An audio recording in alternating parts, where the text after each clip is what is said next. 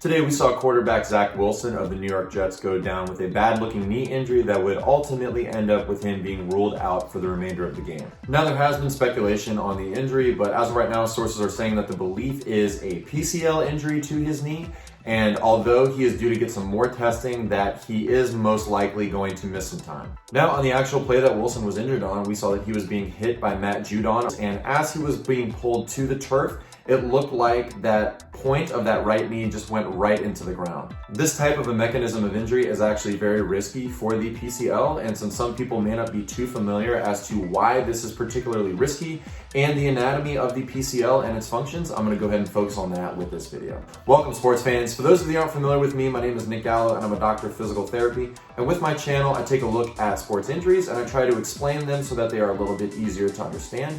Then I go over the specific anatomy of that particular injury. And finally, I go over what to expect in rehab. If you like this video and you find it informative, please hit that thumbs up and subscribe to the channel because I will be making more videos in the future regarding sports injuries, rehabilitation, and other physical therapy related content. Also, if you have any comments or questions, please leave those in the comment section below. Now you can see right here as Wilson is being brought to the ground, it looks like a lot of the weight is going through that right leg as what's known as the point or the tip of the knee is going to make contact with the ground. Wilson would also later say that his knee actually got twisted in this position and he felt a physical pop. Now, here I have a model of the knee, and so the knee is made up of the femur bone, which is the bone located in the thigh. That's going to come on down just like this.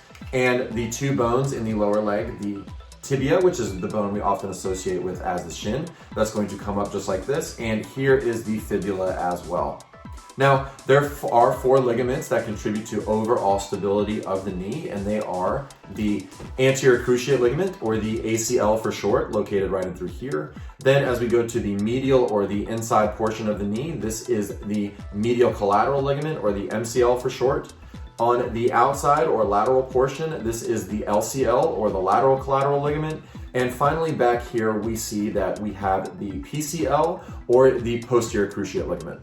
There are also two other really important structures in the knee, and they are the medial and the lateral meniscus, and they are located right in through here. You can think of these structures as essentially shock absorbers between the two bones. Without them, then you would have bone-on-bone contact. Now, of course, sources are saying that as of right now, they are expecting a PCL, or a posterior cruciate ligament injury. And so I'll go ahead and go to the back of the model. Now, the PCL is of course located more posteriorly or towards the back of the knee, and it has a number of different functions. First of all, it's going to provide rotational stability to the knee, as does some of the other ligaments as well. But the main function of the PCL is it's actually going to prevent what's known as posterior translation of the lower leg. Now, when we say posterior translation of the lower leg, essentially what we are saying is you can see right here that as the tibia is going to move backwards like this, this is creating that posterior shear of that knee.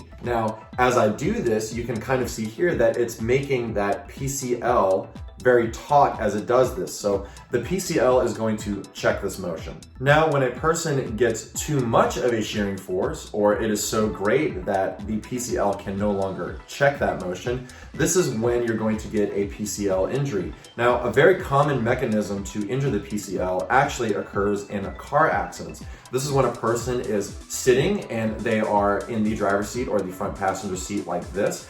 And if that person's knee were to actually make contact with the dashboard, you can see that that is going to push that tibia going backwards, thus putting that PCL at risk for injury. When we saw Wilson get pulled to the turf, his knee was in more of a bent position, and it looked like he landed more on the tip of the knee.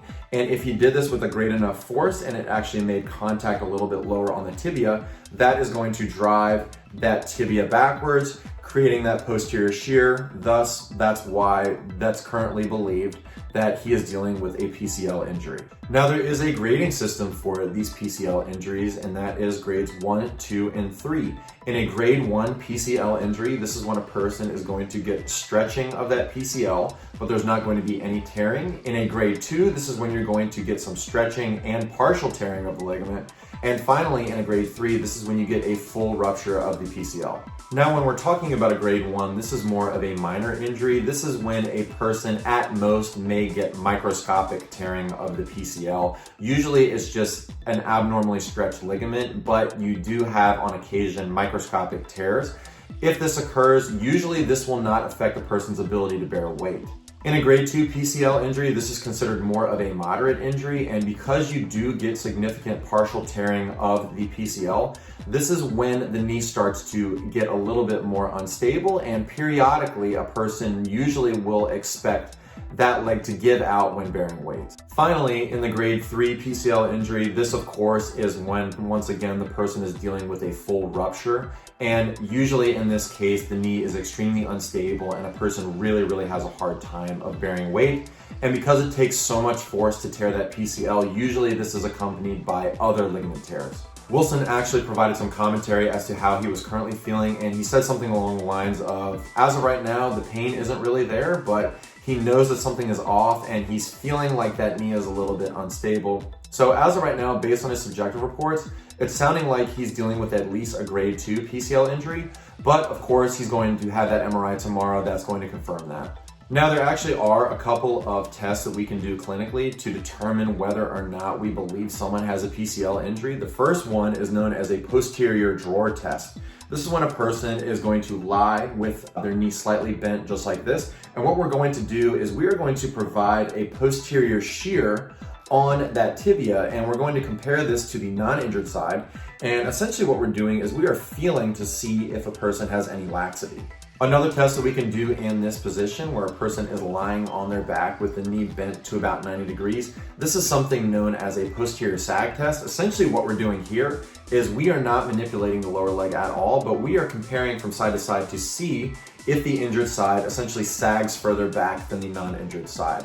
But of course, we can do these tests, but once again, that gold standard is the MRI. So we're really going to need to wait for the results of that to determine the severity. If Wilson is dealing with a grade of 1 or 2, typically the return to sport recovery time is about anywhere between 2 to 4 weeks. Usually with a grade 1 or 2, this is when an athlete is typically going to recover rapidly. And of course, this is going to involve physical therapy. Usually there's a brief period of keeping that knee immobilized, and of course adding in exercises as a person progresses just to allow that person to get back to normal. If we are talking about a grade 3 PCL injury, because there is that full rupture, this can take anywhere from about 3 to 4 months, and this can be done with conservative treatment where surgery is not indicated, but sometimes a person will have surgery. So once again, we're just going to need to have the results of that MRI. Hopefully they provide us with the exact grade of the injury, because then we'll know the severity and then we can accurately predict his return to sport.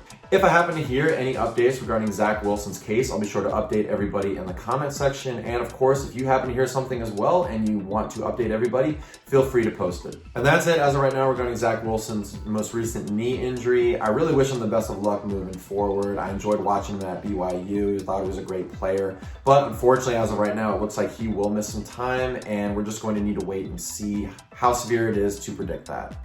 If you like today's content and you find it informative, please subscribe to the channel, because I will be making more videos in the future. Thanks for tuning in, and I'll see you next time.